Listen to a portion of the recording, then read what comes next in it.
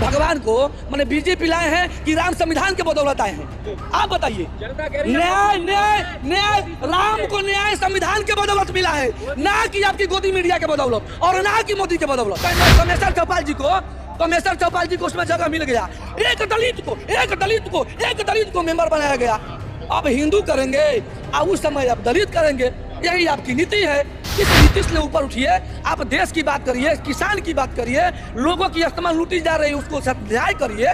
माननीय प्रधानमंत्री जी, आपको क्या लगता है कि अरविंद केजरीवाल पे छापा पड़ेगा, झारखंड में छापा पड़ेगा और नीतीश जी बिना छापा के घुस गए हैं? भारत के संविधान अगर नहीं रहता, भारत के संविधान के बदौलत से प्रधानमंत्री बने हैं, भारत के संविधान के बदौलत प्रधानमंत्री बने हैं, नहीं तो याजो झुंझुने बंदा याजो चाय बेचते। तेजस्वी जी जनता की आवाम की बात सुन रही है, आदिवासियों की बात सोच रहे हैं, जगह जमीन किसानों का छीना जा रहा है, कील गाड़ा जा रहा है, उसके बारे में सोच रहे हैं, और वो अडानी अंबानी के बारे में सोच रहे हैं। अडानी अंबानी के लिए वो क्यों 18% GST वो भी देंगे, हम भी देंगे। हम सरसों का तेल 200 में खरीदेंगे, भारत का प्रधानमंत्री भी 200 में खरीदेगा।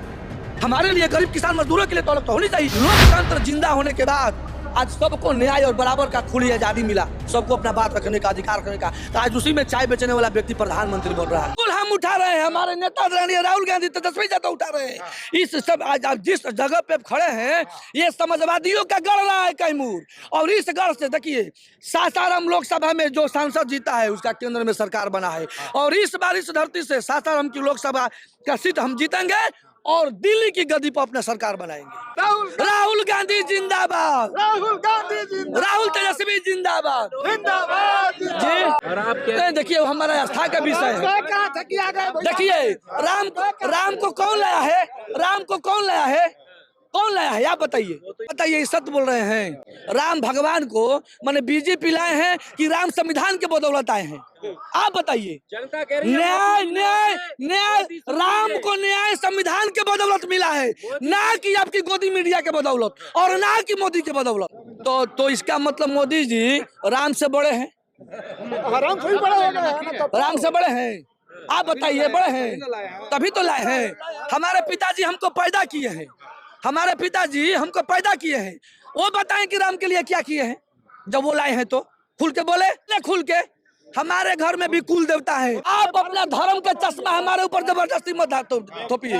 पब्लिक के पैसे ये हमारे ऊपर देखिए। आपका गोदी मीडिया कमेश्वर चौपाल जी को 21 कमेटी बनी, उसमें जब ट्रस्ट में कमेश्वर चौपाल जी को उसमें जगह मिल गया।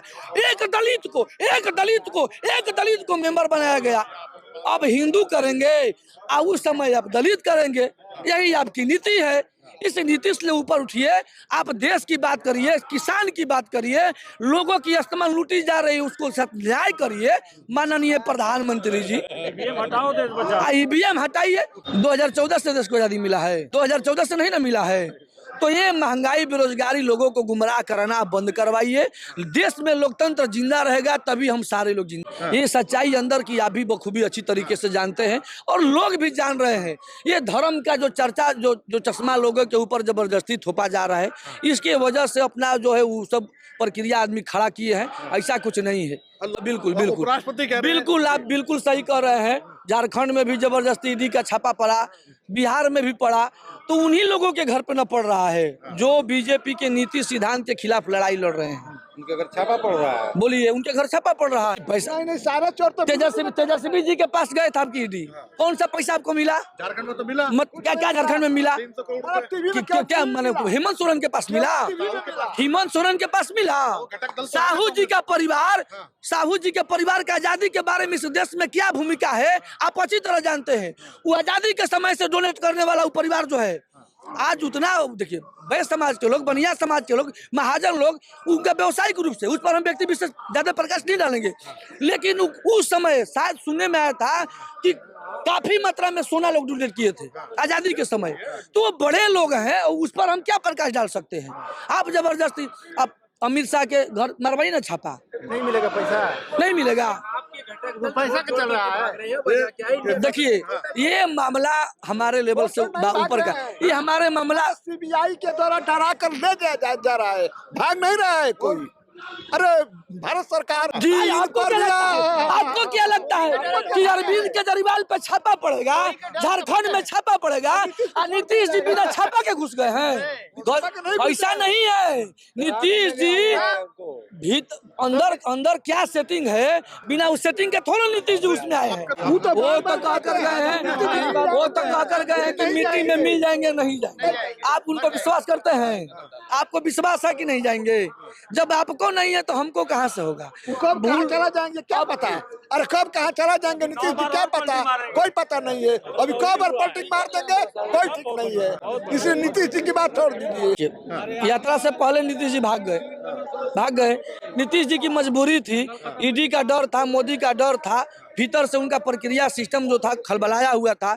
नीतीश जी छोड़कर चले गए, लेकिन हमारे सिद्धांतवादी पार्टी के लोग जहाँ है अपना लड़ाई मजबूती से लड़ रहे हैं, उस पर हम नहीं जाएंगे। कि इस वक्त में दूसरी पार्टियां जो हैं वो चुनाव की तैयारी में लगी हैं और राहुल गांधी जो हैं वो न्याय की बात कर रहे हैं, वो मणिपुर की घटना की बात कर रहे हैं, न्याय की बात कर रहे हैं। बहन बेटी की इज्जत प्रतिष्ठा रोड पर तार कर दिया जा रहा है, उसके लिए न्याय की लड़ाई लड़ रहे हैं। अंडानी अंबानी के बारे में सोच रहे हैं नीतीश, तेजस्वी जी जनता की आम की बात सुन रही है, आदिवासियों की बात सोच रहे हैं, जगह जमीन किसानों का छीना जा रहा है, किल गाड़ा जा रहा है, उसके बारे में सोच रहे हैं। और वो अंडानी अंबानी के बारे में सोच रहे हैं। आप बताइए, सरसों का तेल हम मान लीजिए 1 केजी का तेल 200 में खरीदते हैं, और आपके अंडानी अंबानी भी 200 में खरीदते हैं, और उनका इनकम हमारा इनकम सेम है। आप कितना जीएसटी दिए होंगे इस पे? ये मान लीजिए 2000 का आपका कोट है सर, ठीक है। हम भी खरीदने के लिए गए तो 18% जीएसटी दिए, अडानी अंबानी भी खरीदने गए तो जीएसटी दिए 18%। तो उनकी तुलना हमारी तुलना के बराबर की जाएगी? देश के हैं, लेकिन उनकी कीमत और हमारी कीमत आप एक बराबर करिएगा? आप अपना तुलना अडवाणी से करिएगा। 18% जीएसटी आपसे भी लिया जा रहा है इस कोट खरीदने में, अंडानी से भी लिया जा रहा है।